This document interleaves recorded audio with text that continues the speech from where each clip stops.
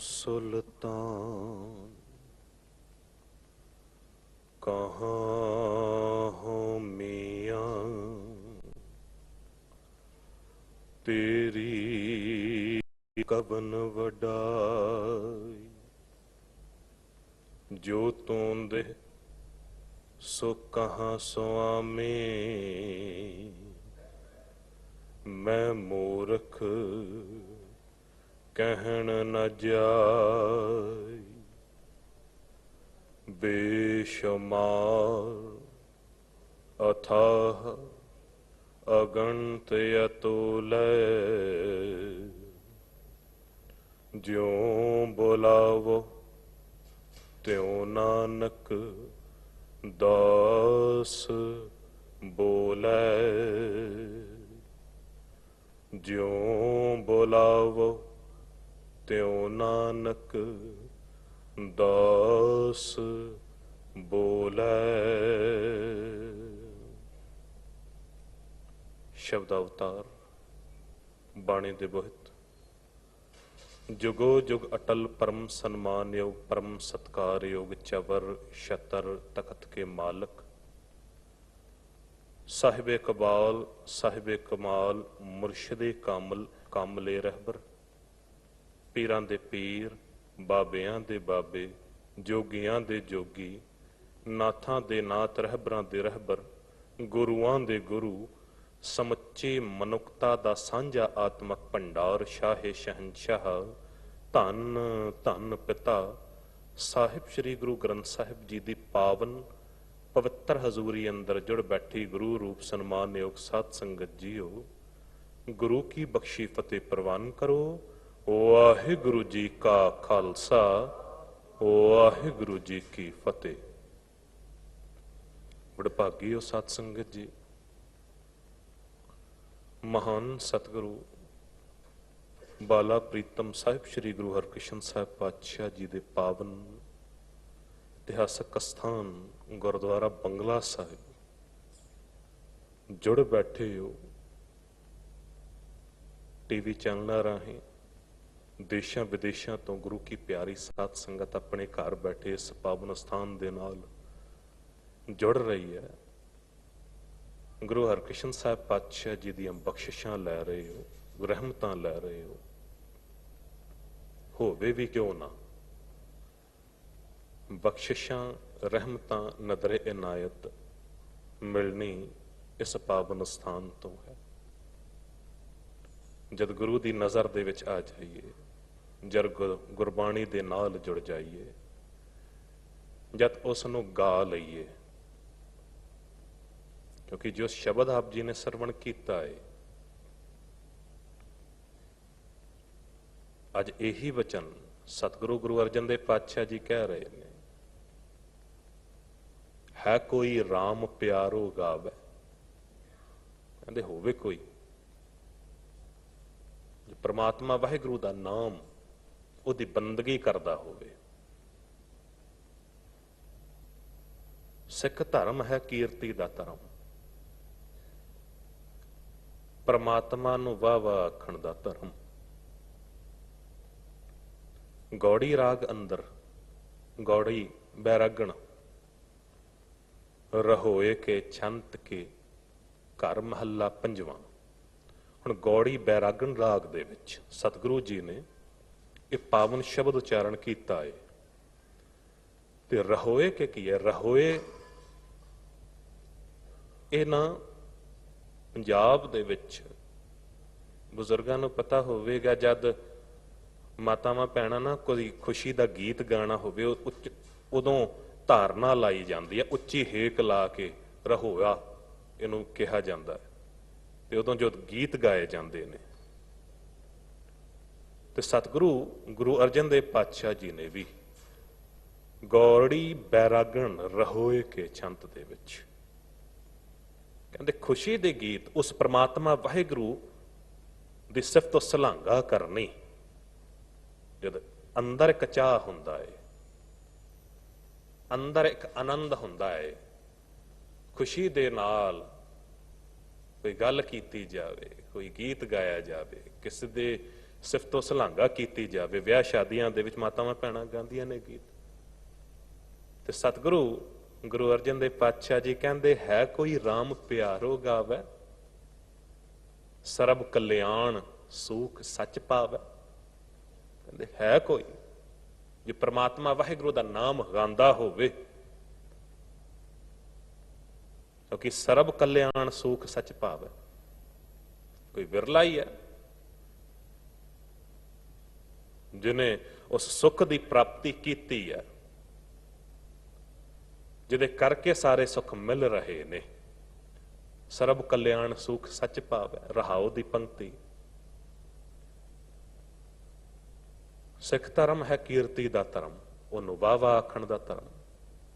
ਤੇ ਸੋਹਿਲਾ ਵੀ ਹੈ ਨਾ, ਸੋਹਿਲਾ ਸਾਹਿਬ ਦਾ ਪਾਠ ਕੀ ਹੈ? ਸੋਹਿਲੇ ਵੀ ਗਾਉਂਦੇ ਆ। ਤੇ ਪਹਿਲਾਂ ਕਿਹਾ ਜਾਂਦਾ ਸੀ, ਕਈ ਵਾਰੀ ਇਹਨੂੰ ਵੀ ਗਾਇਆ ਜਾਂਦਾ ਸੀ, ਤੇ ਕੀਰਤਨੀ ਸੋਹਿਲਾ ਧਾਰਨਾ ਲਾ ਕੇ ਉਦੋਂ ਰਾਗੀ ਸਿੰਘ ਜਦ ਗਾਉਂਦੇ ਸੀ। ਤੇ ਜਿਸ ਤਰ੍ਹਾਂ ਆਸਾ ਦੀ ਵਾਰ ਹੈ, ਆਸਾ ਦੀ ਵਾਰ ਗਾਉਣ ਕਰਕੇ, ਕਿਉਂਕਿ ਕੀਰਤਨ ਦੇ ਵਿੱਚ ਰਾਗੀ ਸਿੰਘ ਕੀਰਤਨੀਏ ਸਿੰਘ ਗਾਉਂਦੇ ਨੇ, ਤੇ ਉਹਦਾ ਨਾਮ ਪਾ ਦਿੱਤਾ ਗਿਆ ਸੀ ਕੀਰਤਨੀ ਆਸਾ ਦੀ ਵਾਰ। ਗੁਰੂ ਗ੍ਰੰਥ ਸਾਹਿਬ ਜੀ ਦੇ ਵਿੱਚ ਆਸਾ ਦੀ ਵਾਰ ਹੈ, ਪਰ ਉੱਥੇ ਕੀਰਤਨੀ ਨਹੀਂ ਹੈ, ਆਸਾ ਦੀ ਵਾਰ। ਪਰ ਇੱਥੇ ਗਾਉਣ ਕਰਕੇ ਉਹਦਾ ਨਾਮ ਪੈ ਗਿਆ ਸੀ ਕੀਰਤਨੀ ਆਸਾ ਦੀ ਵਾਰ। ਸੋਹਲਾ ਸਾਹਿਬ ਜੋ ਹੈ ਗੁਰੂ ਗ੍ਰੰਥ ਸਾਹਿਬ ਜੀ ਦੇ ਵਿੱਚ ਕੇਵਲ ਸੋਹਿਲਾ ਹੈ, ਪਰ ਗਾਉਣ ਕਰਕੇ ਪੜਨ ਕਰਕੇ ਉਹਦਾ ਨਾਮ ਪਾ ਦਿੱਤਾ ਗਿਆ ਕੀਰਤਨੀ ਸੋਹਿਲਾ। ਹੁਣ ਸੋਹਿਲਾ ਖੁਸ਼ੀ ਦਾ ਗੀਤ, ਪਰਮਾਤਮਾ ਦੀ ਸਿਫਤੋ ਸਲਾਘਾ ਕਰਨੀ, ਉਹਨੂੰ ਗਾਉਣਾ, ਉਹਦੀ ਬੰਦਗੀ ਕਰਨੀ। ਤੇ ਬਿਲਕੁਲ ਇਸੇ ਤਰ੍ਹਾਂ ਅੱਜ ਦਾ ਵੀ ਇਹ ਪਾਵਨ ਸ਼ਬਦ। ਤੇ ਸਤਿਗੁਰੂ ਗੁਰੂ ਅਰਜਨ ਦੇਵ ਪਾਤਸ਼ਾਹ ਜੀ ਕਹਿੰਦੇ ਕਿ ਪ੍ਰਮਾਤਮਾ ਵਾਹਿਗੁਰੂ ਨੂੰ ਕੋਈ ਗਾ ਲਵੇ, ਉਹਦੀ ਸਿਫਤੋ ਸਲਾਘਾ ਕਰੇ, ਜਿਹਦੇ ਕਰਕੇ ਸਾਰੇ ਸੁੱਖ ਪ੍ਰਾਪਤ ਹੋ ਰਹੇ ਨੇ। ਸਰਬ ਕਲਿਆਣ ਸੁਖ ਸੱਚ ਪਾਵੈ। ਅਕਸਰ ਹੁੰਦਾ ਕੀ ਹੈ ਨਾ, ਮੈਂ ਬੇਨਤੀ ਪਹਿਲਾਂ ਵੀ ਕੀਤੀ ਸੀ ਕਿ ਪ੍ਰਮਾਤਮਾ ਨੂੰ ਨਾ ਲੱਭਣ ਦੇ ਲਈ ਲੋਕ ਬੜਾ ਦੌੜੇ ਨੇ, ਬੜਾ ਭਟਕੇ ਨੇ, ਤੇ ਆਪਣੇ ਆਪ ਨੂੰ ਧਰਮੀ ਅਖਵਾਉਣ ਵਾਲੇ ਲੋਕਾਂ ਨੇ, ਧਰਮ ਦੇ ਪੈਰੋਕਾਰ ਅਖਵਾਉਣ ਵਾਲੇ ਲੋਕਾਂ ਨੇ ਉਹ ਜੀ ਫਿਰ ਜਗਾਵਾਂ ਵੀ ਨਿਯੁਕਤ ਕਰ ਦਿੱਤੀਆਂ, ਬਣਾ ਦਿੱਤੀਆਂ, ਤੇ ਕਹਿ ਦਿੱਤਾ ਕਿ ਵੀ ਪ੍ਰਮਾਤਮਾ ਇੱਥੇ ਵਸਦਾ ਏ, ਤੁਸੀਂ ਇੱਥੇ ਆ ਜਾਓ। ਤੇ ਕਈ ਐਸੇ ਧਰਮੀ ਆਪਣੇ ਆਪ ਨੂੰ ਆਗੂ ਅਖਵਾਉਣ ਵਾਲੇ ਲੋਕਾਂ ਨੇ, ਉਹਨਾਂ ਨੇ ਤਾਂ ਇੱਥੇ ਤੱਕ ਕਹਿ ਦਿੱਤਾ ਸੀ, ਜੋ ਗ੍ਰਸਤੀ ਜੀਵਨ ਹੁੰਦਾ ਹੈ ਨਾ, ਨਿਰਵਾਣ ਪਦ ਜੇ ਕਿਸੇ ਨੂੰ ਹਾਸਲ ਕਰਨਾ ਹੈ, ਨਿਰਵਾਣ ਪਦ ਇੱਕ ਉੱਚਾ ਪਦ, ਉੱਚੀ ਪੋਜੀਸ਼ਨ ਜੇ ਕਿਸੇ ਨੂੰ ਹਾਸਲ ਕਰਨੀ ਹੈ, ਤੇ ਫਿਰ ਗ੍ਰਸਤੀ ਜੀਵਨ ਜੋ ਹੈ ਉਸ ਨਿਰਵਾਣ ਪਦ ਦੇ ਰਸਤੇ ਦੇ ਵਿੱਚ ਇੱਕ ਦੀਵਾਰ ਹੈ। ਇਸ ਕਰਕੇ ਗ੍ਰਸਤੀ ਜੀਵਨ ਛੱਡ ਦਿਓ। ਤੇ ਕਈਆਂ ਨੇ ਛੱਡ ਵੀ ਦਿੱਤਾ, ਕਈ ਲੋਕ ਚਲੇ ਵੀ ਗਏ, ਉਸ ਗ੍ਰਸਤੀ ਜੀਵਨ ਨੂੰ ਛੱਡ ਕੇ ਪਹਾੜਾਂ ਤੇ ਚਲੇ ਗਏ ਨੇ, ਜੰਗਲਾਂ ਤੇ ਚਲੇ ਗਏ ਨੇ। ਪਰ ਹੋਇਆ ਕਿ ਉੱਥੇ ਜਾ ਕੇ ਵੀ ਹਾਲਤ ਇਹ ਬਣ ਗਈ, ਗ੍ਰਹਿ ਤਜ ਬਨ ਖੰਡ ਜਾਈਐ, ਚੁਨ ਖਾਈਐ ਕੰਦਾ, ਅਜੂ ਬਿਕਾਰ ਨਾ ਛੋੜਈ ਪਾਪੀ ਮਨ ਮੰਦਾ। ਗ੍ਰਸਤੀ ਜੀਵਨ ਨੂੰ ਛੱਡ ਕੇ ਗਏ ਸੀ ਕਿ ਪ੍ਰਮਾਤਮਾ ਨੂੰ ਮਿਲਣਾ ਹੈ। ਪਹਾੜਾਂ ਤੇ ਜਪ ਤਪ ਕੀਤਾ ਹੈ, ਜੰਗਲਾਂ 'ਚ ਜਪ ਤਪ ਕੀਤਾ ਹੈ, ਪਰ ਉੱਥੇ ਵੀ ਜਾ ਕੇ ਕੇਵਲ ਹੰਕਾਰ ਹੀ ਹੱਥ 'ਚ ਆਇਆ। ਮੈਂ ਸੋਚਿਆ ਕਿ ਜੀ ਮੈਂ ਗ੍ਰਸਤ ਜੀਵਨ ਛੱਡ ਦਿਆਂਗਾ, ਮੈਂ ਕੱਲਾ ਰਵਾਂਗਾ ਤੇ ਪ੍ਰਮਾਤਮਾ ਨੂੰ ਹਾਸਲ ਕਰ ਲਿਆਂਗਾ, ਪਰ ਕੇਵਲ ਹੰਕਾਰ ਹੀ ਆਇਆ। ਤੇ ਅੱਜ ਦੇ ਇਸ ਪਾਵਨ ਸ਼ਬਦ ਦੇ ਵਿੱਚ ਵੀ ਸਤਿਗੁਰੂ ਜੀ ਇਹੀ ਕਹਿ ਰਹੇ ਨੇ, ਕਹਿੰਦੇ ਬਨ ਬਨ ਖੋਜਤ ਫਿਰਤ ਬੈਰਾਗੀ। ਬਨ ਬਨ ਖੋਜਤ, ਕਹਿੰਦੇ ਬੈਰਾਗੀ ਹੋਇਆ ਫਿਰਦਾ। ਜੰਗਲ ਜੰਗਲ ਕਿਆ ਭਵੇਂ ਬਣ ਕੰਡਾ ਮੋਣੇ, ਵਸੀ ਰੱਬ ਹਿਆਲੀ ਬਾਹਰ ਕਿਆ ਢੂੰਡੇ। ਤੈਨੂੰ ਪਤਾ ਨਹੀਂ ਹੈ ਪਰਮਾਤਮਾ ਦਾ ਜੋ ਅਸਲ ਘਰ ਹੈ ਉਹ ਹੈ ਤੇਰਾ ਹਿਰਦਾ। ਤੇ ਜੇ ਪ੍ਰਮਾਤਮਾ ਨੂੰ ਮਿਲਣਾ ਹੈ, ਜੇ ਉਹ ਧਰਮ ਨੂੰ ਕਮਾਉਣਾ ਹੈ, ਉਸ ਨਿਰਵਾਣ ਪਦ ਨੂੰ ਜੇ ਤੂੰ ਹਾਸਲ ਕਰਨਾ ਚਾਹੁੰਦਾ ਹੈ, ਤੇ ਤੈਨੂੰ ਪਤਾ ਹੋਣਾ ਚਾਹੀਦਾ ਹੈ ਕਿ ਤੂੰ ਗ੍ਰਸਤੀ ਜੀਵਨ ਦੇ ਵਿੱਚ ਰਹਿ ਕੇ ਹੀ ਉਸ ਨਿਰਵਾਣ ਪਦ ਨੂੰ ਹਾਸਲ ਕਰ ਸਕਦਾ ਹੈ, ਉਸ ਧਰਮ ਨੂੰ ਕਮਾ ਸਕਦਾ ਹੈ। ਗੱਲ ਤਾਂ ਬੜੇ ਸਤਿਗੁਰੂ ਜੀ ਕਹਿੰਦੇ ਮੇਰੀ ਖੁਸ਼ੀ ਤੇ ਉਹਦੇ ਉੱਤੇ ਹੋਵੇਗੀ। ਕੋਈ ਅੰਜਨ ਮਾਹਿ ਨਿਰੰਜਨ ਰਹੀਆ। ਅੰਜਨ ਕਿਹਾ ਜਾਂਦਾ ਹੈ ਕਾਲਕ ਨੂੰ, ਸੁਰਮੇ ਨੂੰ ਸੁਰਮਾ ਪਾਇਆ ਜਾਂਦਾ ਹੈ ਅੱਖਾਂ 'ਚ। ਮੈਂ ਇੱਕ ਵਾਰੀ ਬੇਨਤੀ ਕੀਤੀ ਸੀ ਕਿ ਕੋਈ ਕੱਪੜਿਆਂ ਦੀ ਦੁਕਾਨ ਉੱਤੇ ਕੰਮ ਕਰਦਾ ਹੋਵੇ ਸਾਰੀ ਦਿਹਾੜੀ, ਉੱਥੇ ਲਗਾ ਦਵੇ, ਉਹ ਕੰਮ ਕਰੇ ਕੱਪੜਿਆਂ ਦੀ ਦੁਕਾਨ ਦੇ ਵਿੱਚ, ਤੇ ਬਾਹਰ ਨਿਕਲ ਕੇ ਆਕੇ ਜੀ ਵੇਖੋ ਜੀ ਮੇਰੇ ਕੱਪੜਿਆਂ ਤੇ ਕੋਈ ਦਾਗ ਨਹੀਂ ਲੱਗਿਆ, ਮੈਂ ਬੇਦਾਗ ਨਿਕਲਿਆ, ਕਿਹੜੀ ਵੱਡੀ ਗੱਲ ਹੋ ਗਈ। ਕੋਈ ਸੁਨਾਰ ਦੀ ਸੁਨਿਆਰੀ ਦੀ ਦੁਕਾਨ ਤੇ ਕੰਮ ਕਰਦਾ ਹੋਵੇ, ਡਾਇਮੰਡ ਦੀ ਹੀਰੇ ਜਵਾਹਰਾਤ ਦੀ ਦੁਕਾਨ ਤੇ ਕੰਮ ਕਰਦਾ ਹੋਵੇ, ਤੇ ਬਾਹਰ ਨਿਕਲ ਕੇ ਆਖੇ ਜੀ ਮੈਂ ਬੇਦਾਗ ਨਿਕਲਿਆ ਹਾਂ, ਕਿਹੜੀ ਵੱਡੀ ਗੱਲ ਹੋ ਗਈ, ਉੱਥੇ ਕਿਹੜੀ ਗੰਦਗੀ ਆ। ਸਤਿਗੁਰੂ ਜੀ ਕਹਿੰਦੇ ਮੇਰਾ ਸੀਸ ਤੇ ਉਹਦੇ ਅੱਗੇ ਝੁਕੇਗਾ। ਕਾਜਰ ਕੋਟ ਮੈਂ ਭਈ ਨਾ ਕਾਰੀ, ਨਿਰਮਲ ਬਰਨ ਬਨਿਓਰੀ, ਐਸੋ ਸਮਰਥ ਬਰਨ ਨਾ ਸਾਕੋ, ਤਾਕੀ ਉਪਮਾ ਜਾਤ ਨਾ ਕਹੋਰੀ।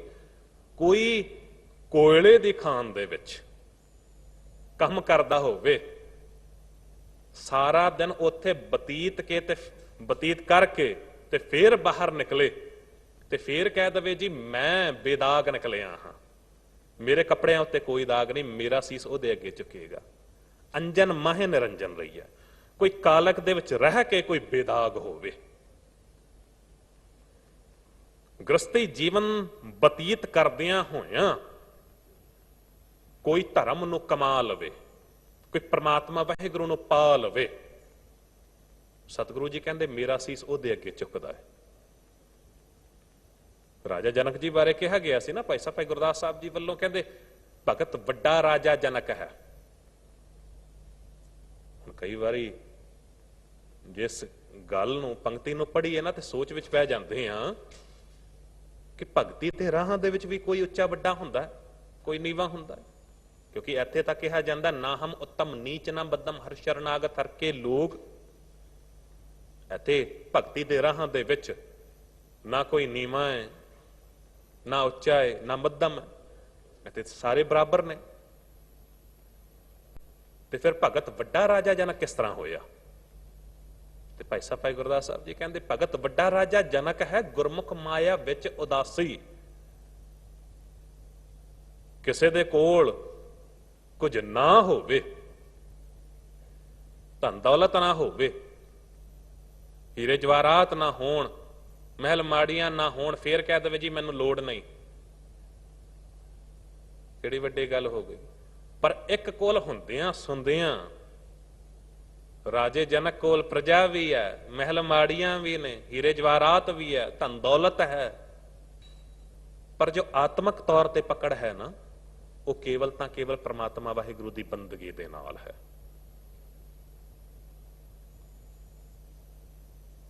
ਪ੍ਰਮਾਤਮਾ ਵਾਹਿਗੁਰੂ ਦਾ ਨਾਮ ਮਾਇਆ ਕੀ ਹੈ ਸਤ ਸੰਗਤ ਜੀ। ਮੈਂ ਬੇਨਤੀ ਕਰਦੇ ਹਾਂ, ਹਰ ਉਹ ਚੀਜ਼ ਮਾਇਆ ਹੈ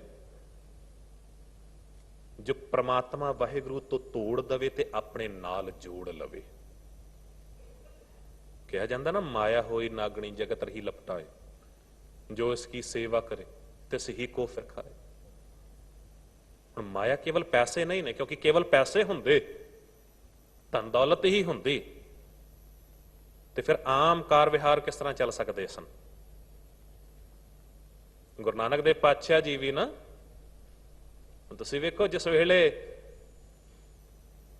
ਪ੍ਰਚਾਰ ਦੌਰੇ ਤੇ ਸਨ, ਤੇ ਮੈਂ ਤਾਂ ਕਲਿਆਣ ਦਾਸ ਜੀ, ਮਾਤਾ ਜੀ,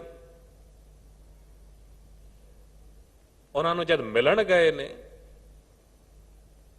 ਤੇ ਕਿੰਨਾ ਸਤਿਕਾਰ ਗੁਰੂ ਨਾਨਕ ਦੇਵ ਪਾਤਸ਼ਾਹ ਜੀ ਕਰਦੇ ਹੁੰਦੇ ਸਨ। ਮੈਂ ਅਕਸਰ ਬੇਨਤੀ ਕਰਦਾ ਹਾਂ, ਘਰ ਦੇ ਵਿੱਚ ਨਾ ਜਦ ਵੀ ਮਾਂ-ਬਾਪ ਹੋਣ, ਬਜ਼ੁਰਗ ਹੋਣ, ਤੇ ਜ਼ਰੂਰ ਉਹਨਾਂ ਦੀ ਸੇਵਾ ਕਰੋ। ਕਿਉਂਕਿ ਜੇ ਤੁਹਾਡੇ ਬਜ਼ੁਰਗ ਹਨ, ਜੇ ਮਾਂ-ਬਾਪ ਹਨ, ਇਉਂ ਜਾਣੋ ਰੱਬ ਬੈਠਾ ਹੈ ਸਾਡੇ ਕੋਲ। ਗੁਰੂ ਨਾਨਕ ਦੇਵ ਪਾਤਸ਼ਾਹ ਜੀ ਆਪ ਗੁਰੂ ਹੋ ਕੇ ਬਾਣੀ ਦਾ ਪ੍ਰਚਾਰ ਬੜਾ ਕੀਤਾ।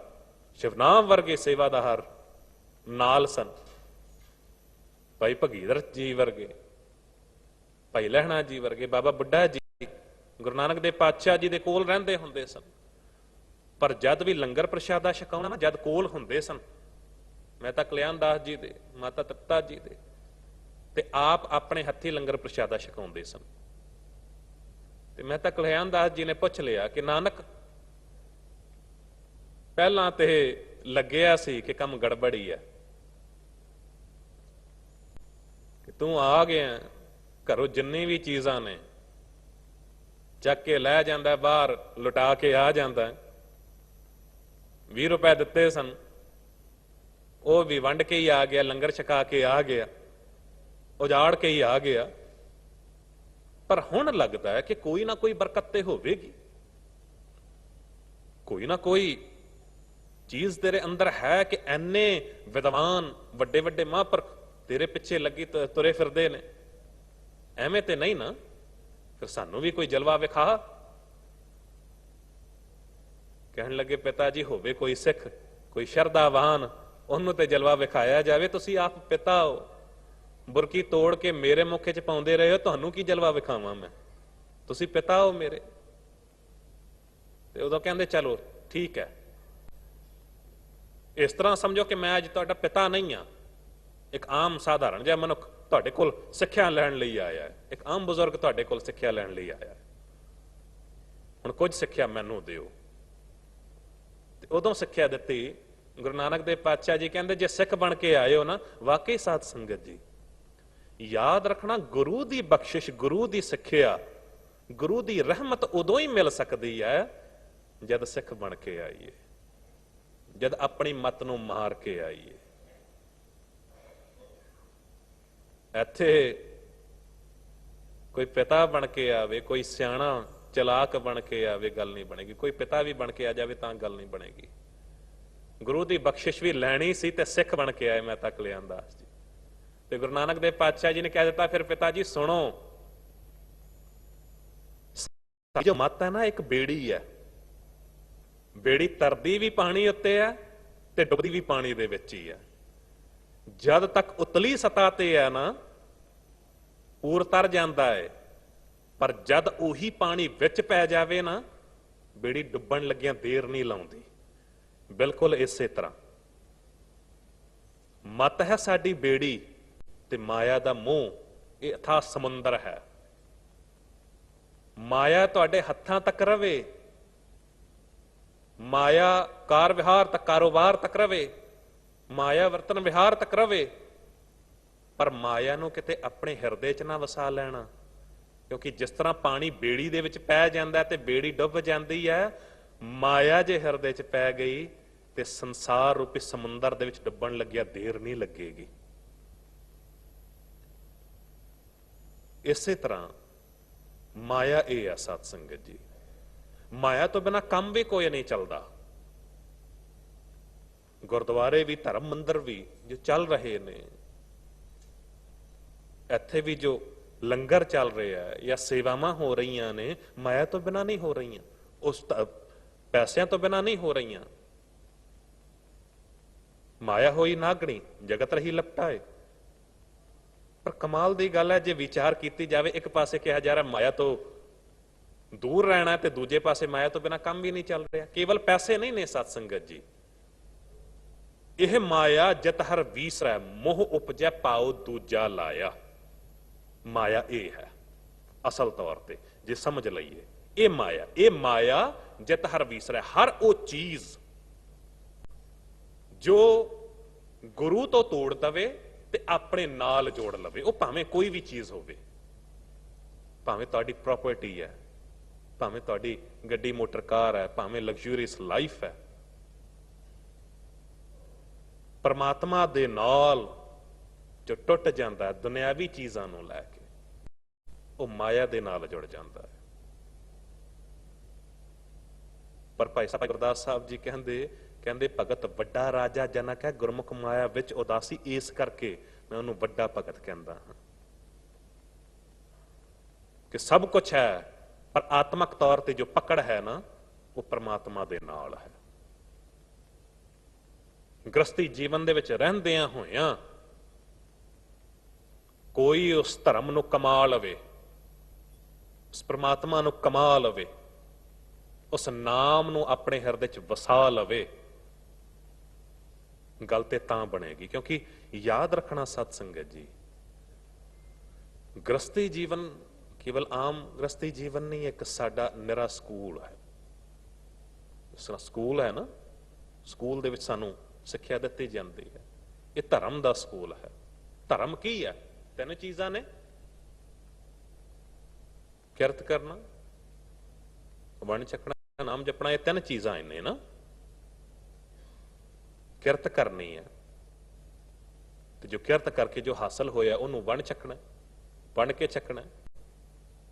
ਨਾਮ ਜਪਣਾ, ਪ੍ਰਮਾਤਮਾ ਵਾਹਿਗੁਰੂ ਦੀ ਬੰਦਗੀ ਕਰਨੀ, ਇਹ 3 ਚੀਜ਼ਾਂ ਨੇ। ਇਹ ਤਿੰਨੋਂ ਹੀ ਚੀਜ਼ਾਂ ਸਾਨੂੰ ਗ੍ਰਸਤ ਜੀਵਨ ਵਿੱਚੋਂ ਮਿਲ ਜਾਂਦੀਆਂ ਨੇ। ਤੇ ਜਿਹੜਾ ਗ੍ਰਸਤੀ ਜੀਵਨ ਤੋਂ ਟੁੱਟਦਾ ਹੈ, ਸਭ ਤੋਂ ਪਹਿਲਾਂ ਤੇ ਉਹ ਕਿਰਤ ਤੋਂ ਟੁੱਟਦਾ ਹੈ। ਗੁਰਬਾਣੀ ਕਹਿੰਦੀ ਹੈ ਨਾ, ਮਕਟੂ ਹੋਏ ਕੇ ਕੰਨ ਪੜਾਏ। ਜਿਹੜਾ ਗ੍ਰਸਤੀ ਜੀਵਨ ਨੂੰ ਛੱਡ ਕੇ ਸੋਚੇ ਕਿ ਜੀ ਮੈਂ ਬਾਹਰ ਜਾ ਕੇ ਯੋਗੀਆਂ ਦੇ ਜੀਵਨ ਨੂੰ ਬਤੀਤ ਕਰਾਂ, ਉਹ ਭਗਵਾ ਭੇਖ ਬਣਾ ਲਵਾਂ ਆਪਣਾ, ਉਸ ਤਰੀਕੇ ਦੇ ਨਾਲ ਆਪਣਾ ਜੀਵਨ ਬਤੀਤ ਕਰਾਂ, ਤੇ ਕਹਿੰਦੇ ਪਹਿਲਾਂ ਤੇ ਕਿਰਤ ਤੋਂ ਟੁੱਟਦਾ ਹੈ। ਆਪ ਕਿਰਤ ਕਰਦਾ ਨਹੀਂ, ਦੂਜੇ ਦੇ ਕੰਮ ਤੇ ਆਸ ਰੱਖਦਾ। ਮਕਟੂ ਹੋਏ ਕਿ ਕੰਨ ਪੜਾਏ, ਉਹਦੀ ਹਾਲਤ ਇਹ ਬਣ ਜਾਂਦੀ ਹੈ, ਘਰ ਘਰ ਮੰਗੇ ਭੀਖਿਆ ਜਾਏ। ਗੁਰੂ ਨਾਨਕ ਦੇ ਪਾਤਸ਼ਾਹ ਜੀ ਮਹਾਰਾਜ ਨਾ ਕਹਿੰਦੇ, ਜਿਸ ਵੇਲੇ ਗੁਰਗੱਦੀ ਦੇ ਦਿੱਤੀ ਗਈ ਹੈ ਭਾਈ ਲਹਿਣਾ ਜੀ ਨੂੰ, ਗੁਰੂ ਅੰਗਦ ਦੇ ਪਾਤਸ਼ਾਹ ਜੀ, ਤੇ ਆਪ ਉਹਨਾਂ ਨੇ ਉਦਾਸੀ ਦਾ ਚੋਲਾ ਤਿਆਗ ਦਿੱਤਾ ਸੀ ਤੇ ਆਮ ਗ੍ਰਸਤ ਜੀਵਨ ਬਤੀਤ ਕਰਨ ਲੱਗ ਗਏ ਸਨ। ਆਮ ਸਾਦੇ ਕੱਪੜੇ ਜੋ ਆਪਾਂ ਪਾਉਂਦੇ ਆ, ਉਸ ਤਰੀਕੇ ਦੇ ਨਾਲ ਉਹਨਾਂ ਨੇ ਕੱਪੜੇ ਪਾਏ, ਆਮ ਸਾਧਾਰਨ ਜੀਵਨ ਬਤੀਤ ਕਰਨ ਲੱਗੇ। ਤੇ ਉਦੋਂ ਜੋਗੀ ਭੰਗਰਨਾਥ ਆ ਗਿਆ, ਤੇ ਜੋ ਸਵਾਲ ਜਵਾਬ ਹੋਏ ਨੇ, ਭਾਈ ਸਾਹਿਬ ਭਾਈ ਗੁਰਦਾਸ ਸਾਹਿਬ ਜੀ ਨੇ ਬਾਣੀ ਦੇ ਉਚਾਰਨ ਕੀਤਾ ਹੈ। ਕਹਿਣ ਲੱਗੇ, ਪੁੱਛੇ ਜੋਗੀ ਭੰਗਰਨਾਥ ਤੋਂ ਇਹ ਦੁੱਧ ਵਿੱਚ ਕਿਉਂ ਕਾਂਜੀ ਪਾਈ? ਜੋਗੀ ਭੰਗਰਨਾਥ ਨੇ ਸਵਾਲ ਕੀਤਾ ਕਿ ਹੈ ਗੁਰੂ ਨਾਨਕ ਦੇ ਪਾਤਸ਼ਾਹ ਜੀ ਮਹਾਰਾਜ, ਤੁਹਾਡਾ ਜੀਵਨ ਦੁੱਧ ਵਾਂਗ ਸੀ, ਇੱਕ ਚਿੱਟੇ ਦੁੱਧ ਵਾਂਗ। ਬਾਣੀ ਦਾ ਪ੍ਰਚਾਰ ਕਰਨਾ, ਆਪਣੇ ਪਰਿਵਾਰ ਨੂੰ ਛੱਡ ਕੇ ਤੁਸੀਂ ਚਲੇ ਗਏ ਸੀ, ਕਿੰਨੇ ਲੋਕਾਂ ਨੂੰ ਪਰਮਾਤਮਾ ਦੀ ਬੰਦਗੀ ਦੇ ਨਾਲ ਜੋੜਿਆ, ਗੁਰਬਾਣੀ ਦੇ ਨਾਲ ਜੋੜਿਆ, ਉਹ ਭਰਮ ਭੁਲੇਖੇ ਕੱਢੇ ਨੇ।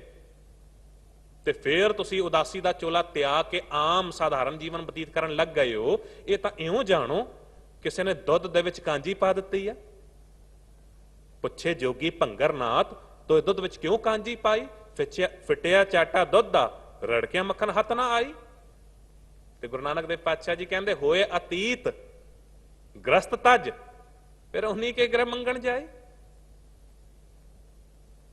ਕਹਿਣ ਲੱਗੇ, ਜੋਗੀ ਤੂੰ ਸੰਨਿਆਸੀ ਹੋਇਆ, ਤੂੰ ਗ੍ਰਸਤ ਜੀਵਨ ਨੂੰ ਤਿਆਗ ਕੇ ਤੂੰ ਸੋਚਦਾ ਕਿ ਮੈਂ ਪ੍ਰਮਾਤਮਾ ਨੂੰ ਪਾ ਲਵਾਂਗਾ।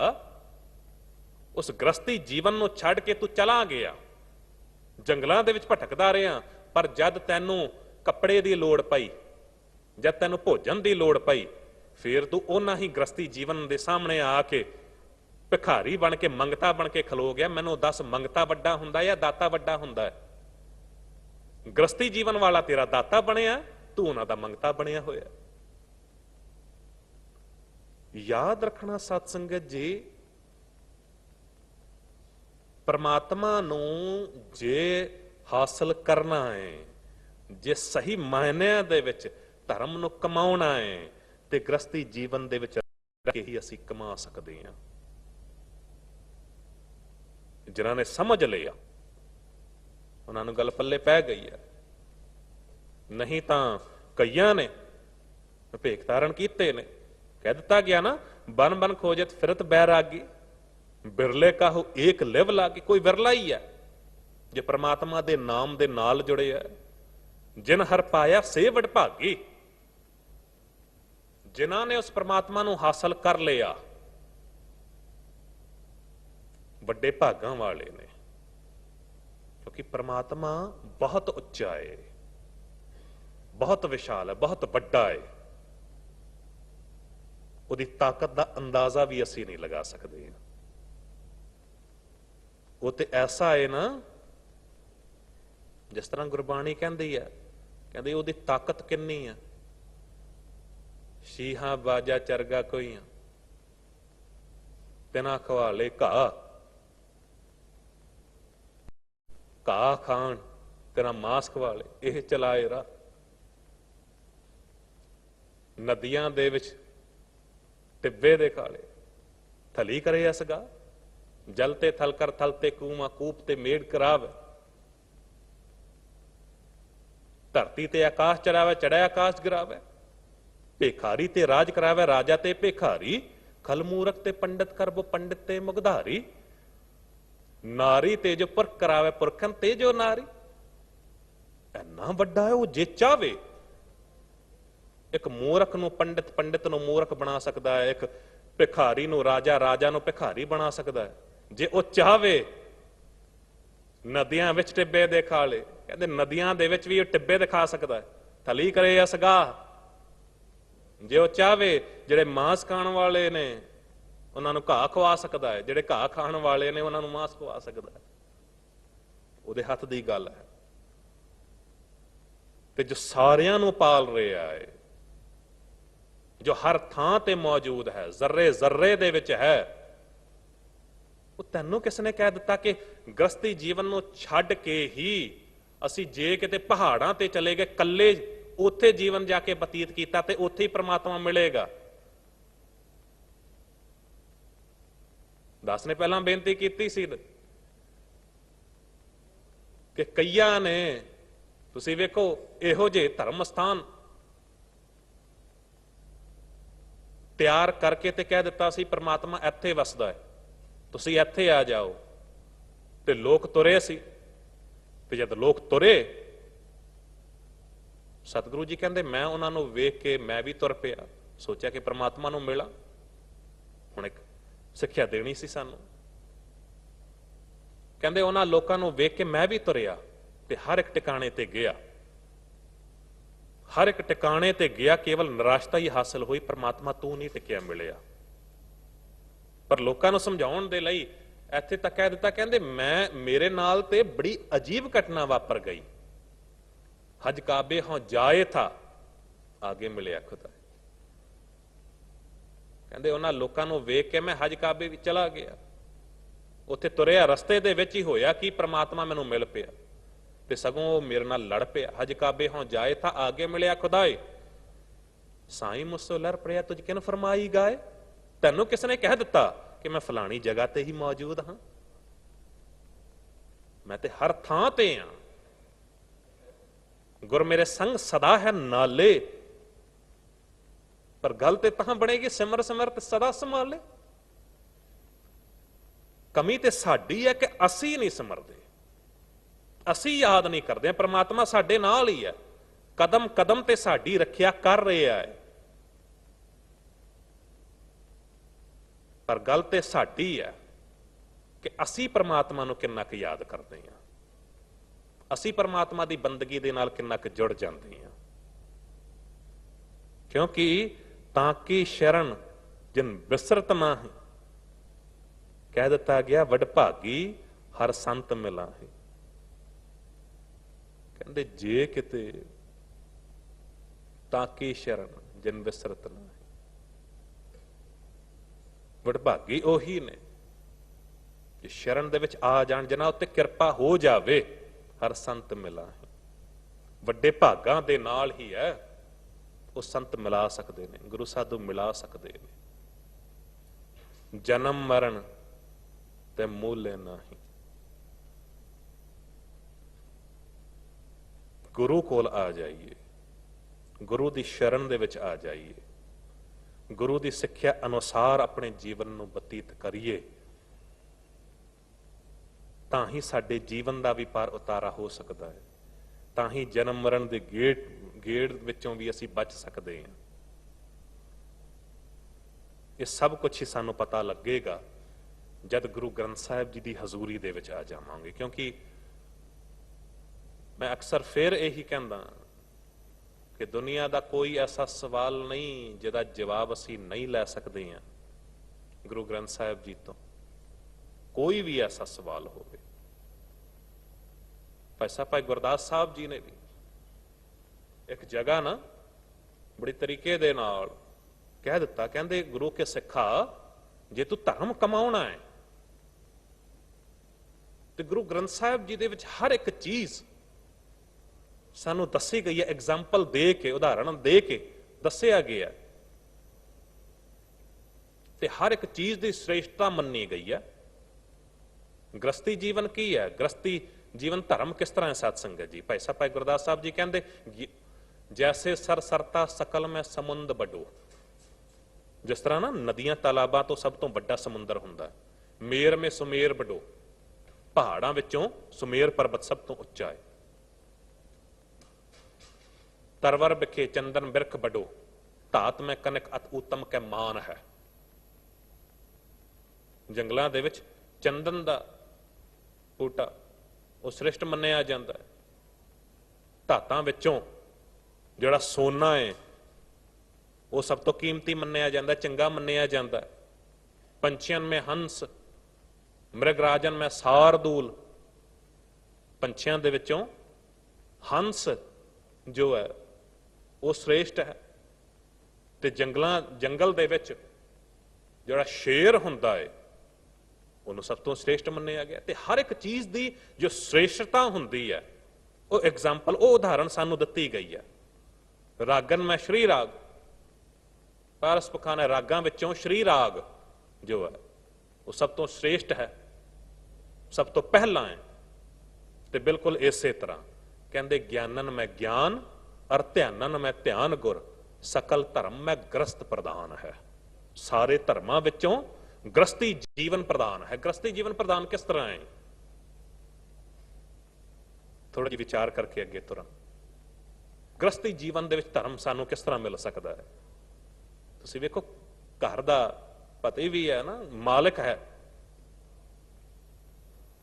ਘਰ ਦਾ ਮਾਲਕ ਜਾਂਦਾ ਹੈ ਬਾਹਰ, ਮਿਹਨਤ ਕਰਦਾ, ਮਸ਼ੱਕਤ ਕਰਦਾ ਹੈ, ਸਾਰੀ ਦਿਹਾੜੀ ਮਿਹਨਤ ਮਜ਼ਦੂਰੀ ਕਰਕੇ ਉਸ ਤੋਂ ਬਾਅਦ ਉਹਦੇ ਬਦਲੇ ਦੇ ਵਿੱਚ ਜੋ ਕੁਝ ਉਹਨੂੰ ਮਿਲਦਾ, ਉਹਨੂੰ ਸੈਲਰੀ ਮਿਲਦੀ ਹੈ ਜਾਂ ਕੁਝ ਵੀ ਮਿਲਦਾ ਹੈ, ਹੱਥ ਦੇ ਵਿੱਚ ਪੈਸੇ ਆਉਂਦੇ ਨੇ, ਤੇ ਉਹਦੇ ਵਿੱਚ ਇਹ ਨਹੀਂ ਸੋਚਦਾ ਕਿ ਮੈਂ ਮਿਹਨਤ ਕੀਤੀ ਹੈ, ਮੈਂ ਆਪਣੇ ਲਈ ਕੁਝ ਖਰੀਦ ਲਿਆ। ਨਹੀਂ, ਉਹ ਸੋਚਦਾ ਕਿ ਪਹਿਲਾਂ ਬੱਚਿਆਂ ਦੇ ਲਈ ਕੋਈ ਖਿਡੌਣਾ ਖਰੀਦਣਾ ਹੈ, ਉਹਨਾਂ ਲਈ ਕੋਈ ਚੀਜ਼ ਲੈ ਕੇ ਜਾਣੀ ਹੈ। ਘਰ ਪਤਨੀ ਬੈਠੀ ਹੈ, ਉਹਦੇ ਲਈ ਕੋਈ ਕੱਪੜਾ ਲੈ ਕੇ ਜਾਣਾ, ਕੋਈ ਸੂਟ ਲੈ ਕੇ ਜਾਣਾ। ਕਿਰਤ ਕਰਨੀ, ਪਹਿਲਾਂ ਕਿਰਤ ਕਰਨੀ, ਫਿਰ ਵਣ ਚੱਕਣ ਵਾਲੀ ਗੱਲ ਇੱਥੇ ਆਉਂਦੀ ਹੈ। ਘਰ ਦੀ ਇਸਤਰੀ ਜੋ ਹੈ, ਘਰ ਦੀ ਇਸਤਰੀ ਪਹਿਲਾਂ ਸਾਰਾ ਕੰਮ ਕਰਦੀ ਹੈ ਘਰ ਦਾ, ਉਹ ਤੋਂ ਬਾਅਦ ਭੋਜਨ ਤਿਆਰ ਕਰਦੀ ਹੈ। ਹੁਣ ਭੋਜਨ ਤਿਆਰ ਕਰਨ ਵਾਲੀ ਦੇ ਮਨ ਦੇ ਵਿੱਚ ਇਹ ਨਹੀਂ ਆਇਆ ਕਿ ਭੋਜਨ ਤੇ ਮੈਂ ਤਿਆਰ ਕੀਤਾ, ਪਹਿਲਾਂ ਮੈਂ ਖਾ ਲਿਆ।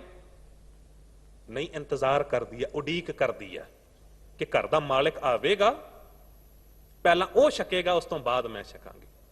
ਉਹ ਵਣ ਚੱਕਣ ਵਾਲੀਆਂ ਗੱਲਾਂ ਇੱਥੋਂ ਸ਼ੁਰੂ ਹੁੰਦੀਆਂ ਨੇ। ਮਤਾ ਕਿਤੇ ਸਮਝ ਲਿਓ, ਅਜੋਕੇ ਸਮੇਂ ਦੇ ਵਿੱਚ ਬੜੇ ਖੂਬਸੂਰਤ ਜਵਾਬ ਵੀ ਮਿਲ ਜਾਂਦੇ ਨੇ ਕਿ ਜੀ ਉਹ ਪਤੀ ਵੀ ਤੇ ਹਸਬੈਂਡ ਵੀ ਤੇ ਅੱਜ ਕੱਲ ਬਾਹਰ ਹੀ ਜਾ ਕੇ ਖਾ ਕੇ ਆ ਜਾਂਦੇ ਨੇ, ਤੇ ਅਸੀਂ ਜੇ ਪਹਿਲਾਂ ਖਾ ਲਿਆ ਤੇ ਕੀ ਹੋ ਗਿਆ? ਰਿਸਪੌਂਸਿਬਿਲਿਟੀਜ਼ ਕੀ ਨੇ, ਜ਼ਿੰਮੇਦਾਰੀਆਂ ਕੀ ਨੇ? ਸਤ ਸੰਗਤ ਜੀ, ਇਹ ਸਮਝਣਾ ਪੈਣਾ ਹੈ। ਧਰਮ ਸਾਨੂੰ ਰਿਸਪੌਂਸਿਬਿਲਿਟੀ ਦੇ ਨਾਲ ਜਾਣੂ ਕਰਵਾਉਂਦਾ ਹੈ। ਕਿਰਤ ਕਰਨਾ, ਵੰਡ ਛਕਣਾ ਇੱਥੋਂ ਆਰੰਭ ਹੁੰਦਾ ਹੈ। ਜੇ ਕਿਤੇ 2-4 ਦਿਨ ਤੱਕ ਘਰ ਦੀ ਇਸਤਰੀ ਜੇ ਇੰਤਜ਼ਾਰ ਕਰੇ ਪਤੀ ਦੇ ਲਈ, ਭੋਜਨ ਤਿਆਰ ਕਰਕੇ ਖਾਣਾ ਬਣਾ ਕੇ ਬੈਠੇ ਇੰਤਜ਼ਾਰ ਕਰੇ 2-4 ਦਿਨ, ਤੇ ਪਤੀ ਨੂੰ ਵੀ ਇਸ ਗੱਲ ਦਾ ਅਹਿਸਾਸ ਹੋਵੇਗਾ ਕਿ ਵਾਕਈ ਜੇ ਕਿਤੇ ਬਾਹਰ ਜਾ ਵੀ ਰਿਹਾ ਨਾ ਦੋਸਤਾਂ ਮਿੱਤਰਾਂ ਦੇ ਨਾਲ, ਤੇ ਉਹਨੂੰ ਅਹਿਸਾਸ ਹੋਵੇਗਾ ਕਿ ਹਾਂ ਮੇਰਾ ਘਰ ਦੇ ਵਿੱਚ ਕੋਈ ਇੰਤਜ਼ਾਰ ਕਰ ਰਿਹਾ ਹੈ, ਕੋਈ ਭੁੱਖਾ ਬੈਠਾ ਹੈ ਮੇਰੇ ਲਈ, ਤੇ ਉਹਨੂੰ ਵੀ ਇੱਕ ਮਜਬੂਰੀ ਹੋ ਜਾਵੇਗੀ, ਇਹ ਰਿਸਪੌਂਸਿਬਿਲਿਟੀ ਫਿਰ ਉਹਨੂੰ ਪਿੱਛੇ ਖਿੱਚੇਗੀ। ਬਣ ਚੱਕਣ ਦੀਆਂ ਗੱਲਾਂ ਇੱਥੋਂ ਸ਼ੁਰੂ ਹੁੰਦੀਆਂ ਨੇ। ਇੱਕ ਦੂਜੇ ਦੇ ਪ੍ਰਤੀ ਜ਼ਿੰਮੇਵਾਰੀ ਦਾ ਅਹਿਸਾਸ ਉਦੋਂ ਆਉਂਦਾ ਹੈ। ਬੱਚਿਆਂ ਦੇ ਬਾਰੇ ਅਸੀਂ ਕਹਿੰਦੇ ਹਾਂ ਕਿ ਬੱਚੇ ਜੋ ਨੇ ਪਰਮਾਤਮਾ ਵਾਹਿਗੁਰੂ ਦੀ ਦੇਣ ਹੈ, ਮਿੱਠੇ ਮੇਵੇ ਨੇ, ਪਰ ਬੱਚੇ ਜੋ ਨੇ ਉਹਨਾਂ ਨੂੰ ਵੀ ਸਿੱਖਿਆ ਦੇਣੀ ਬਹੁਤ ਜ਼ਰੂਰੀ ਹੈ। ਅੱਜ ਸੁਭਾਅ ਨਹੀਂ ਰਹੇ। ਮੈਂ ਅਕਸਰ ਬੇਨਤੀ ਕਰਦਾ, ਇੱਕ ਵਾਰੀ ਮੈਂ ਕਿਹਾ ਸੀ ਕਿ ਬੱਚਿਆਂ ਦੇ ਲਈ ਅਸੀਂ ਕਮਾ ਤੇ ਰਹੇ ਹਾਂ, ਧਨ ਦੌਲਤ ਇਕੱਠੀ ਕਰ ਰਹੇ ਹਾਂ, ਮਿਹਨਤ ਕਰ ਰਹੇ ਹਾਂ, ਕਿ ਜੋ ਕੁਝ ਵੀ ਦੇਣਾ ਇਹਨਾਂ ਨੂੰ ਦੇਣਾ ਹੈ, ਪਰ ਬੱਚਿਆਂ ਕੋਲ ਬੈਠਣ ਦਾ ਟਾਈਮ ਨਹੀਂ ਹੁੰਦਾ, ਬੱਚਿਆਂ ਦੇ ਨਾਲ ਟਾਈਮ ਨਹੀਂ ਬਿਤਾਉਂਦੇ, ਤੇ ਹੁੰਦਾ ਕੀ ਹੈ ਕਿ ਬੱਚੇ ਵੀ ਮਾਂ-ਬਾਪ ਤੋਂ ਦੂਰ ਹੁੰਦੇ ਚਲੇ ਜਾ ਰਹੇ ਨੇ, ਮਾਂ-ਬਾਪ ਤੋਂ ਦੂਰ ਹੋ ਰਹੇ ਨੇ, ਨੌਕਰਾਂ ਦੀ ਗੋਦ ਵਿੱਚ ਪਲਦੇ ਨੇ, ਮੇਡ ਪਾਲਦੀ ਹੈ, ਨੌਕਰ ਪਾਲਦਾ ਹੈ, ਮਾਂ-ਬਾਪ ਟਾਈਮ ਨਹੀਂ ਦੇ ਪਾ ਰਹੇ ਨੇ, ਤੇ ਉਹ ਸੁਭਾਅ ਨਹੀਂ ਰਹੇ, ਉਹ ਅਹਿਸਾਸ ਮਾਂ-ਬਾਪ ਦੇ ਪ੍ਰਤੀ ਜੋ ਪਿਆਰ ਸਤਿਕਾਰ ਹੋਣਾ ਸੀ ਉਹ ਨਹੀਂ ਰਿਹਾ। ਤੇ ਅੱਜ ਕੋਈ ਜੇ ਘਰ ਜਾਂਦਾ ਵੀ ਹੈ ਨਾ, ਤੇ ਬੱਚਿਆਂ ਨੂੰ ਫਿਰ ਜ਼ਬਰਦਸਤੀ ਕਹਿਣਾ ਪੈਂਦਾ, ਜੀ ਉੱਠ ਫਤਿਹ ਬੁਲਾ, ਉੱਠ ਮਿਲ, ਫਤਿਹ ਬੁਲਾ, ਕਹਿਣਾ ਪੈਂਦਾ ਹੈ। ਉਹ ਸੁਭਾਅ ਨਹੀਂ ਰਹੇ। ਪਹਿਲਾਂ ਕੀ ਹੁੰਦਾ ਸੀ ਕਿ ਬੱਚਿਆਂ ਨੇ ਸ਼ਾਮਾਂ ਨੂੰ ਜੇ ਸੌਣ ਜਾਣਾ ਤਾਂ ਅਸੀਸਾਂ ਲੈ ਕੇ ਜਾਣੀ ਮਾਂ-ਬਾਪ ਦੀਆਂ, ਸਵੇਰੇ ਉੱਠਣਾ ਤੇ ਉੱਠ ਕੇ ਫੇਰ ਫਤਿਹ ਬੁਲਾਉਣੀ। ਪਰ ਹੁਣ ਉਹ ਸੁਭਾਅ ਚੇਂਜ ਹੁੰਦੇ ਜਾ ਰਹੇ ਨੇ। ਗੈਜਟਸ, ਮੋਬਾਈਲ, ਟੈਕਨੋਲੋਜੀ, ਇਹਨਾਂ 'ਚ ਆਪਣੇ ਆਪ ਨੂੰ ਇੰਨਾ ਅਸੀਂ ਬਿਜ਼ੀ ਕਰ ਲਿਆ ਕਿ ਇੱਕੋ ਘਰ ਦੇ ਵਿੱਚ ਰਹਿੰਦਿਆਂ ਹੋਇਆਂ 4-5 ਜੀਅ ਵੀ ਜੋ ਨੇ ਉਹ ਇਕੱਠੇ ਬੈਠ ਕੇ ਡਾਈਨਿੰਗ ਟੇਬਲ ਤੇ ਇਕੱਠੇ ਡਿਨਰ ਵੀ ਨਹੀਂ ਕਰ ਸਕਦੇ, ਭੋਜਨ ਵੀ ਨਹੀਂ ਛਕ ਸਕਦੇ। ਇੰਨਾ ਇੱਕ ਆਪਣੇ ਆਪ ਨੂੰ ਉਸ ਗੈਜਟ ਦੇ ਵਿੱਚ, ਉਸ ਮੋਬਾਈਲ ਦੇ ਵਿੱਚ ਆਪਣੇ ਆਪ ਨੂੰ ਬਿਜ਼ੀ ਕਰ ਲਿਆ। ਪਿਤਾ ਆਪਣੇ ਰੂਮ ਦੇ ਵਿੱਚ ਹੈ, ਘਰ ਦੀ ਇਸਤਰੀ ਮਾਂ ਆਪਣੇ ਪਤਨੀ ਆਪਣੇ ਕਿਚਨ ਦੇ ਵਿੱਚ ਉਹ ਕੰਮ ਕਰ ਰਹੀ ਹੈ, ਬੱਚੇ ਆਪਣੇ ਆਪਣੇ ਮੋਬਾਈਲ ਨਾਲ ਲੱਗੇ ਹੋਏ ਨੇ। ਸੋ ਕਹਿਣ ਦਾ ਭਾਵ, ਜੇ ਗ੍ਰਸਤੀ ਜੀਵਨ ਦੇ ਵਿੱਚ ਰਹਿ ਕੇ ਹੀ ਧਰਮ ਨੂੰ ਕਮਾ ਲਈਏ, ਕਿਉਂਕਿ ਧਰਮ ਜੇ ਕਮਾਇਆ ਜਾਵੇਗਾ ਤੇ ਗ੍ਰਸਤੀ ਜੀਵਨ ਦੇ ਵਿੱਚ ਰਹਿ ਕੇ। ਗੁਰੂ ਰਾਮਦਾਸ ਪਾਤਸ਼ਾਹ ਜੀ ਨੇ ਵੀ ਇਹੀ ਸਿੱਖਿਆ ਦਿੱਤੀ ਸੀ ਆਪਣੇ ਪੁੱਤਰ ਨੂੰ, ਪ੍ਰਿਥੀ ਚੰਦ ਨੂੰ, ਕਿ ਕਾਹੇ ਪੂਤ ਝਗਰਤ ਹਉ ਸੰਗ ਬਾਪ, ਜਿਨਕੇ ਜਣੇ ਬਡੀਰੇ ਤੁਮ ਹੋ ਤਿੰਨ ਸਿਓ ਝਗਰਤ ਪਾਪ। ਉਸ ਪਿਤਾ ਦੇ ਨਾਲ ਕਿਉਂ ਝਗੜਦਾ ਹੈ ਮੇਰੇ ਬੱਚੇ, ਜਿਸ ਪਿਤਾ ਨੇ ਤੈਨੂੰ ਪਾਲਿਆ ਪੋਸਿਆ, ਆਪਣੀਆਂ ਖੁਆਇਸ਼ਾਂ ਨੂੰ ਮਾਰ ਕੇ ਤੇ ਤੈਨੂੰ ਜ਼ਿੰਦਗੀ ਦੇ ਵਿੱਚ ਤੇਰੀਆਂ ਇੱਛਾਵਾਂ ਨੂੰ ਪੂਰਾ ਕੀਤਾ, ਤੇਰੇ ਮੂੰਹ ਤੋਂ ਨਿਕਲਣ ਵਾਲੀ ਹਰ ਇੱਕ ਚੀਜ਼ ਤੋਂ ਪਹਿਲਾਂ ਹੀ ਤੇਰੇ ਸਾਹਮਣੇ ਉਹ ਚੀਜ਼ ਲਿਆ ਕੇ ਤੈਨੂੰ ਦੇ ਦਿੱਤੀ। ਉਸ ਪਿਤਾ ਨਾਲ ਕਿਉਂ ਝਗੜਦਾ ਹੈ? ਕਾਹੇ ਪੂਤ ਝਗਰਤ ਹਉ ਸੰਗ ਬਾਪ, ਜਿਨਕੇ ਜਣੇ ਬਡੀਰੇ ਤੁਮ ਹੋ ਤਿਨਸਿਓ ਝਗਰਤ ਪਾਪ। ਜਿਸ ਤਨ का तुम गर्व करत हो सो तन किसै ना, खिन मैं छोड़ जाए बखिया रस ता लागो पछताप। जे धर्म ਨੂੰ ਕਮਾਉਣਾ ਹੈ ਤੇ ਫਿਰ ਆਪਣੇ ਮਾਂ-ਬਾਪ ਦੀ ਸੇਵਾ ਕਰੋ। ਉਹਨਾਂ ਬੱਚਿਆਂ ਨੂੰ ਕਹਿਣਾ ਚਾਹਾਂਗਾ, ਬਜ਼ੁਰਗ ਜੇ ਫੇਰ ਮੈਂ ਬੇਨਤੀ ਕਰਦੇ ਹਾਂ, ਗੁਰੂ ਨਾਨਕ ਦੇਵ ਪਾਤਸ਼ਾਹ ਜੀ ਮਹਾਰਾਜ ਗੁਰੂ ਹੋਣ ਦੇ ਬਾਵਜੂਦ ਆਪ ਆਪਣੇ ਹੱਥੀ ਲੰਗਰ ਛਕਾਉਂਦੇ ਹੁੰਦੇ ਸਨ, ਮਹਿਤਾ ਕਲਿਆਣ ਦਾਸ ਜੀ ਨੂੰ, ਮਾਤਾ ਤ੍ਰਿਪਤਾ ਜੀ ਨੂੰ। ਤੇ ਫਿਰ ਕੀ ਅਸੀਂ ਨਹੀਂ ਕਰ ਸਕਦੇ? ਉਹ ਅਸੀਸਾਂ, ਉਹ ਆਸ਼ੀਰਵਾਦ ਉਦੋਂ ਹੀ ਨਿਕਲ ਸਕਦਾ ਹੈ ਸੱਚੇ ਦਿਲ ਤੋਂ, ਜੇ ਕਿਤੇ ਉਹਨਾਂ ਦੀ ਸੇਵਾ ਕਰ ਲਈਏ। ਤੇ ਮੈਂ ਇਸ ਗੱਲ ਨੂੰ ਸਮਝਦਾ ਹਾਂ ਕਿ ਜਿਹੜੇ ਬੱਚੇ ਜੋ ਗੁਰੂ ਗ੍ਰੰਥ ਸਾਹਿਬ ਜੀ ਨੂੰ ਮੱਥਾ ਟੇਕਦਾ ਹੈ ਨਾ, ਉਹ ਮਾਂ-ਬਾਪ ਨੂੰ ਕਦੇ ਵੀ ਦੁਖੀ ਨਹੀਂ ਕਰੇਗਾ। ਮਾਂ-ਬਾਪ ਦਾ ਵੀ ਓਨਾ ਹੀ ਸਤਿਕਾਰ ਕਰੇਗਾ। ਤੇ ਜਿਹੜੇ ਮਾਂ-ਬਾਪ ਦੀ ਗੱਲ ਨਹੀਂ ਮੰਨਦੇ ਉਹ ਗੁਰੂ ਗ੍ਰੰਥ ਸਾਹਿਬ ਜੀ ਨੂੰ ਕੀ ਮੱਥਾ ਟੇਕ ਲੈਣਗੇ। ਗੁਰਦੇਵ ਮਾਤਾ, ਗੁਰਦੇਵ ਪਿਤਾ, ਗੁਰੂ ਹੀ ਸਾਡੀ ਮਾਤਾ, ਗੁਰੂ ਸਾਡਾ ਪਿਤਾ ਹੈ। ਦੁਨਿਆਵੀ ਮਾਂ-ਬਾਪ ਦੇ ਵਿੱਚ ਕਿਤੇ ਨਾ ਕਿਤੇ ਕੋਈ ਔਗਣ ਹੋ ਸਕਦਾ ਹੈ,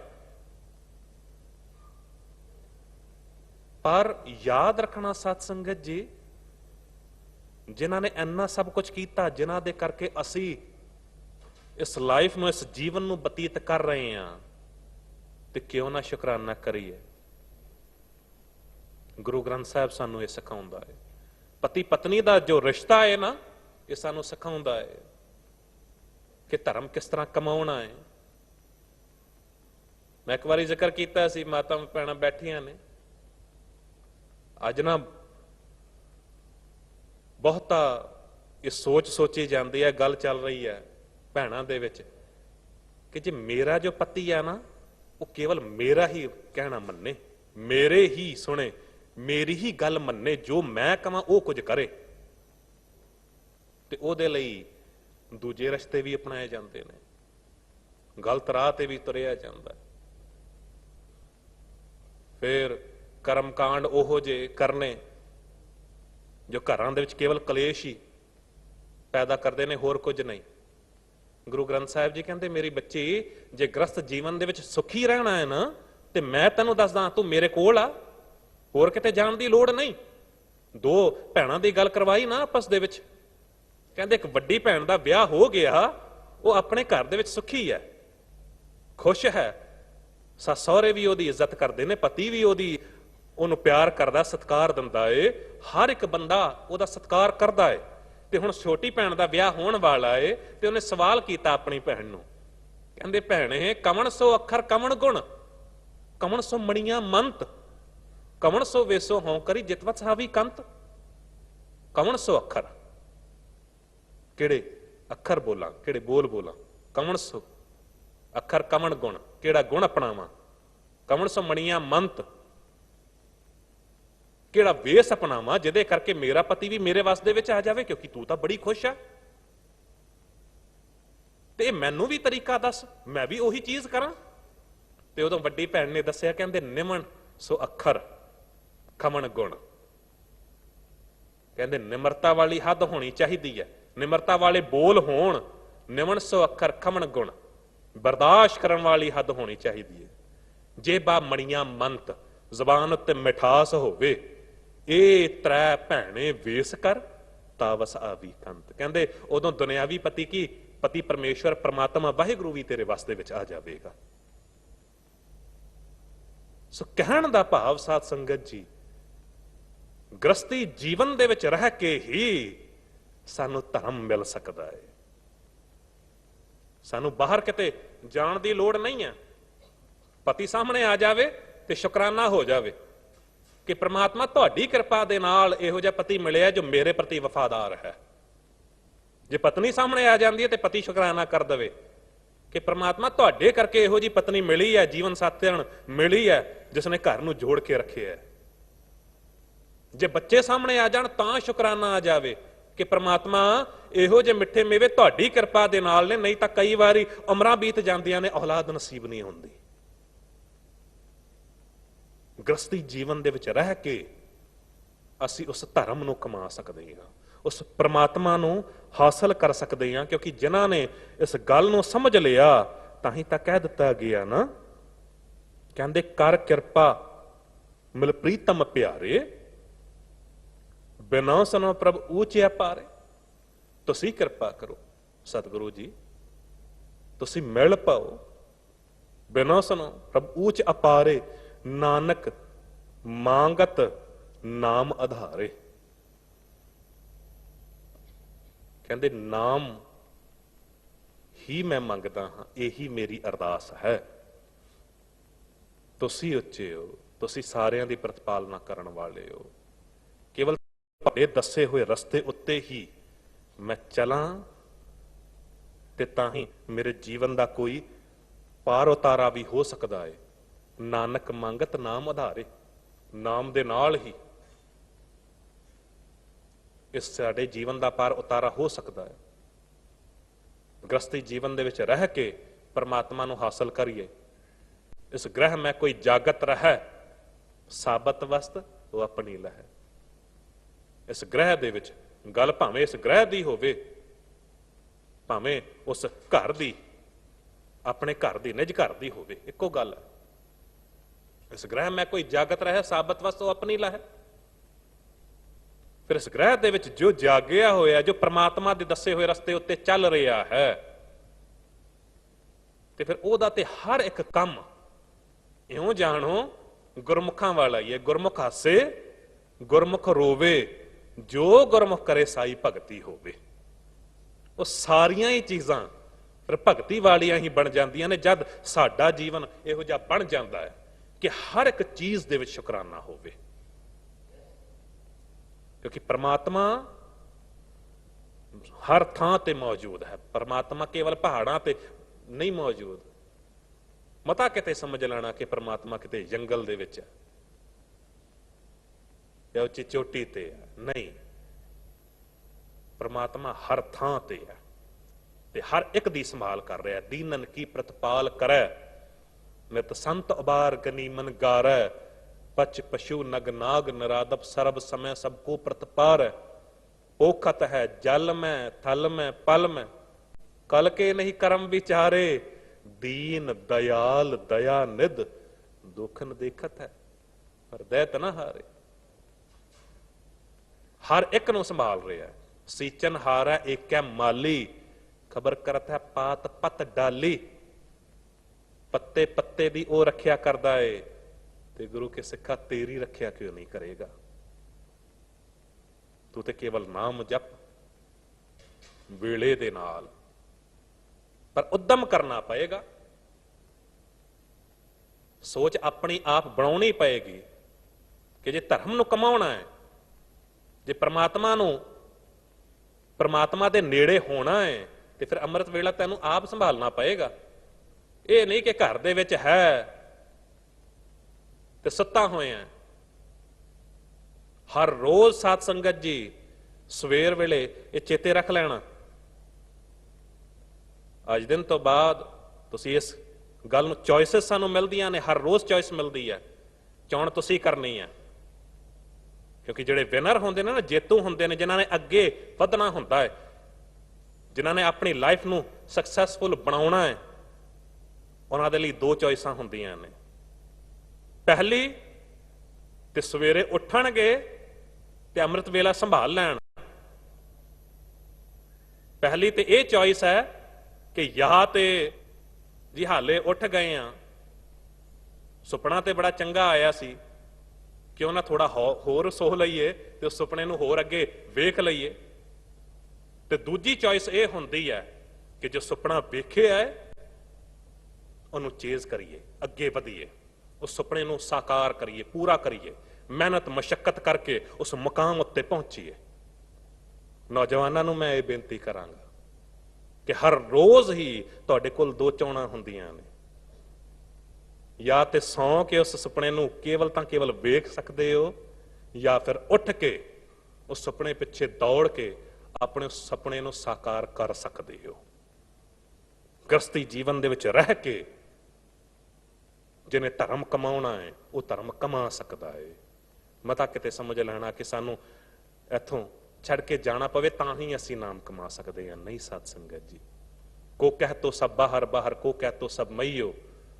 ਪਰ ਯਾਦ ਰੱਖਣਾ, ਨਾਨਕ ਕਹਿਤ ਸੁਨੋਰੇ ਲੋਗਾ, ਸੰਤ ਰਸਨ ਕੋ ਬਸ ਹੀਓ। ਪਰਮਾਤਮਾ ਕਹਿੰਦੇ ਜਿੱਥੇ ਬੰਦਗੀ ਕੀਤੀ ਜਾਂਦੀ ਹੈ ਨਾ, ਉੱਥੇ ਹੀ ਵਸਦਾ ਏ। ਨਾਨਕ ਕਹਿਤ ਸੁਨੋਰੇ ਲੋਗਾ, ਸੰਤ ਰਸਨ ਕੋ ਬਸ ਹੀਓ।